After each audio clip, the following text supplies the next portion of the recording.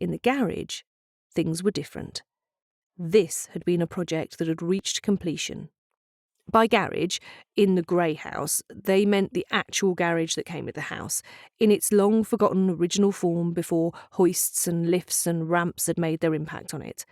The workshop, i.e. where her dad did his car stuff, with a pit and power tools, was the other side, built into a gap where there used to be access to the garden and a side door to the house.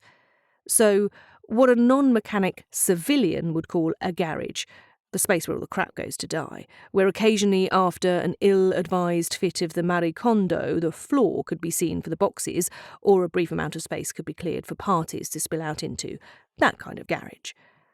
A civilian would not have recognised Cadie's garage any longer. It was clean.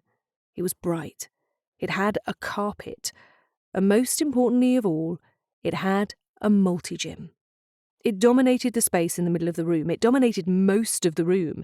It had pulleys and handles, weights, and an incline bench. And it was shiny. Sportsing had never really been Cadie's bag. And since the arrival at school of a bona fide T-34 chair racer in the form of Charlie Whiz, real name Charles William White, had mostly provided her with someone to take the piss out of, she'd felt no different. Or at least, that was how she'd begun her interactions with him. And then she looked a little more carefully. He was so fit. Not just cool, wouldn't it be fun if fit, but real, whole-body fit. The boy worked out all over a lot. So, quietly and discreetly, Cadie petitioned her dad to get a multi-gym.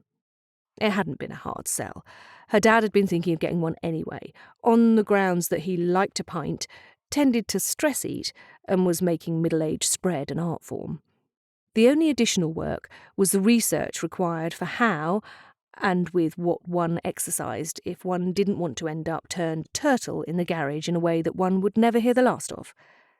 She found herself enjoying it, and she felt the fittest she had in years. With a muscle myopathy like Cadie had, she was never miraculously going to get better, but she could at least keep what she had in shape, and, if she was honest with herself, she could lose an inch here or there from a few places too.